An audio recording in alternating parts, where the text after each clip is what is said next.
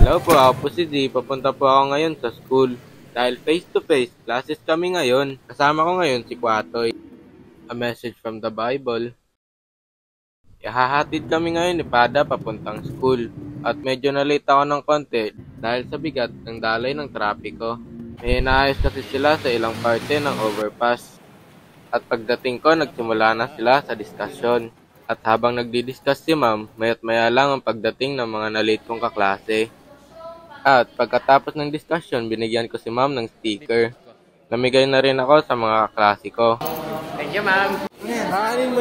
Lahat ng pumasok sa klase, binigyan ko ng sticker. At di nagtagal, pumasok na yung second subject teacher namin. Shoutout po kay Ralph James. Thank you, bro. At shoutout rin po kay Hiroshi Ansoko. Maraming salamat po. Uy, ana.